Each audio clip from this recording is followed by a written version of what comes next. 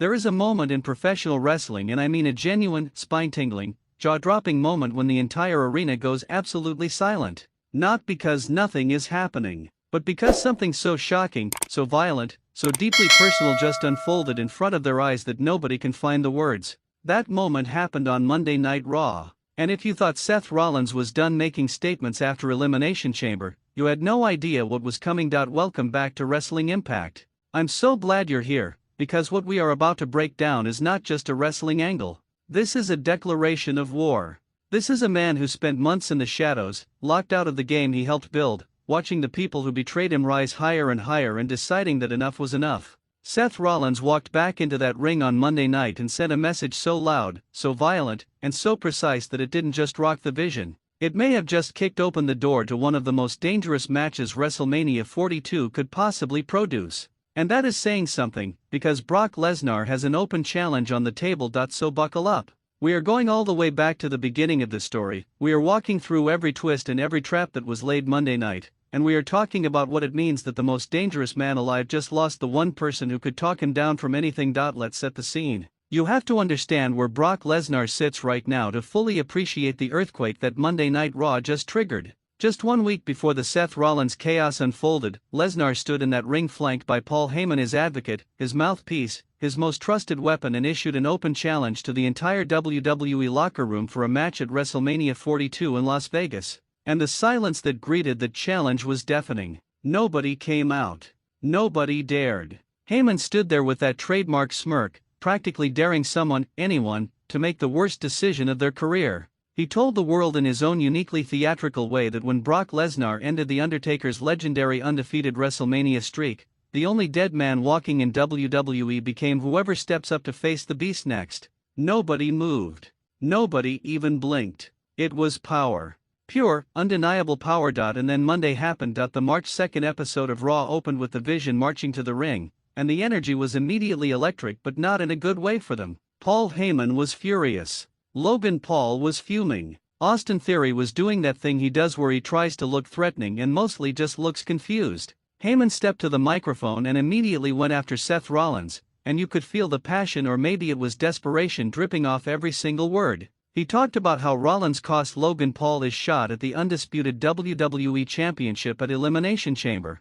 He talked about how Rollins has spent his entire career stealing credit, stealing momentum, stealing the spotlight from people who actually deserve it. He even made the audacious claim that Rollins stole the concept of the Vision itself, that without Rollins building the Shield all those years ago, none of this faction's identity would exist. And he made a promise, a personal guarantee in Paul Heyman's words, that the next time Seth Rollins set foot in a WWE ring, they would stomp him out. Now here's the thing about making promises in professional wrestling. The universe has a way of collecting on them in the most painful ways possible. Adam Pearce came out and told the Vision that Rollins was still not medically cleared to compete. The implication was simple: Seth isn't here tonight, and even if he were, he can't touch anybody. Stand down. The Vision seemed to take that as a victory lap invitation. And that, right there, was the first mistake. Because here is what Seth Rollins does better than almost anyone who has ever laced up a pair of boots in WWE. He plans. He is patient when patience is a weapon. He watches, he waits, and when the moment arrives, he does not miss.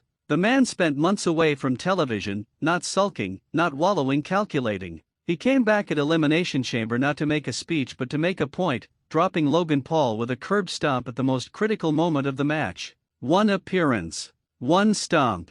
Maximum damage. And now, 1 week later, he had a far more elaborate plan in motion. The masked men appeared first. One at a time, rising from the crowd, emerging from the entranceway, appearing at ringside. WWE security chased one off. Logan Paul, always eager to show his toughness, sprinted after another one and chased him into the back. Austin Theory, equally eager to prove something, went after a third. And that is when Paul Heyman, the wise man himself, the man who has navigated some of the most dangerous waters in WWE history, found himself standing completely alone in the center of that ring. Let's pause here for just a second, because there is something almost Shakespearean about this moment. Paul Heyman has built his entire career on reading rooms, reading people, seeing the angle before the angle even exists. And yet here he was, the mastermind, completely played. He looked around and saw a fourth masked figure standing at the top of the entrance ramp, and he locked his eyes on that person, trying to figure out who it was. trying to process the threat in front of him.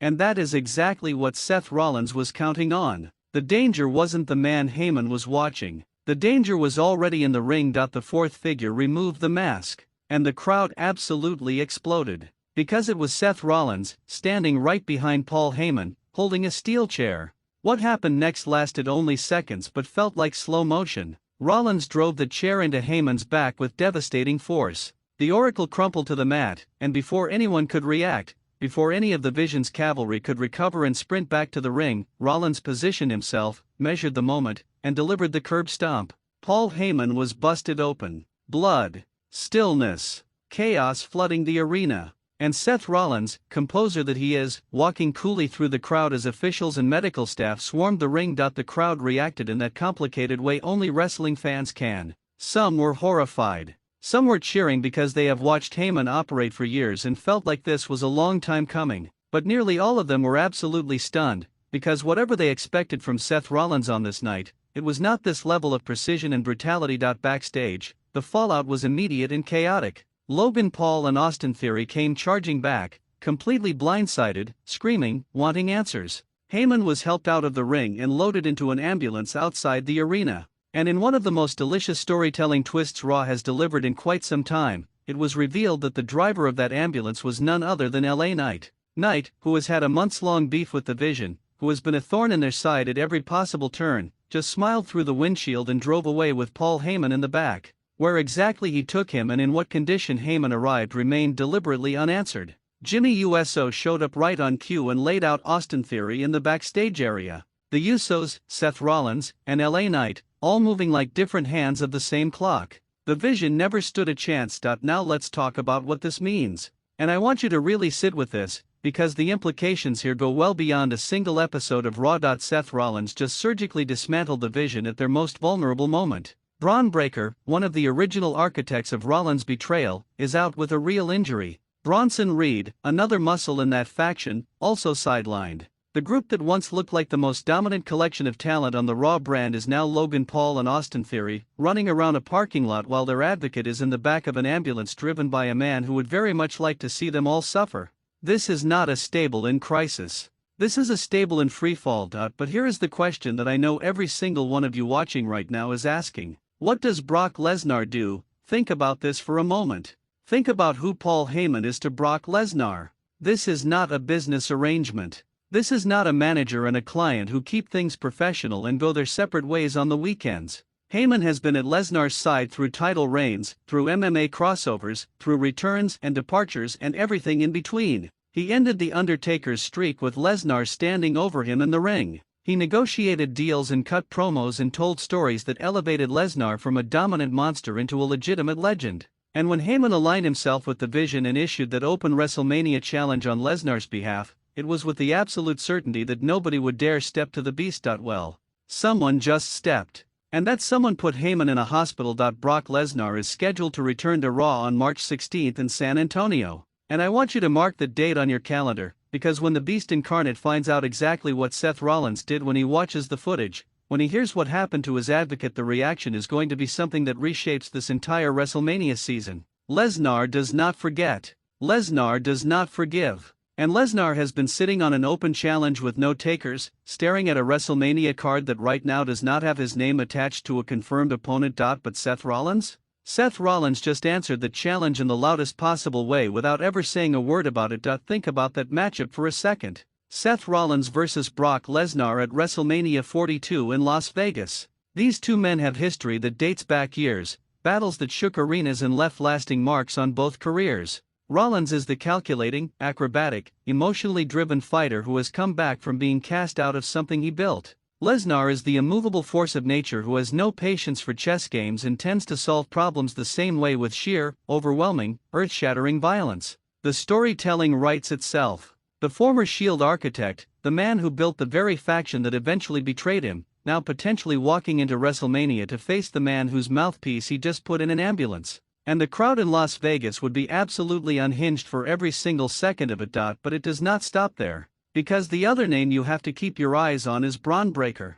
He was the one who originally turned on Rollins, who kicked the whole betrayal narrative into motion. And reports suggest he could be back by WrestleMania. If Breakker comes back and re-enters this storyline, you suddenly have a web of vendettas and unfinished business that could produce matches that fans will be talking about for years. Rollins vs Lesnar on one night, Rollins vs Breakker in some form in the weeks that follow, or maybe all of it colliding on the grandest stage of the year in ways we have not yet imagined. Here is what I know for certain. Seth Rollins came back at Elimination Chamber and reminded everyone that he is not done. He came back on Raw and proved that he is playing an entirely different kind of game than the Vision ever anticipated. He walked into their house, stripped away their most valuable asset, left them scrambling and broken and screaming into the wind, and he did it with the kind of calculated, composed precision that only comes from months of sitting alone with your thoughts, channeling every ounce of betrayal into something precise and devastating. Paul Heyman called it a guarantee. Seth Rollins turned it into a reckoning. And the road to WrestleMania 42 just became infinitely more dangerous.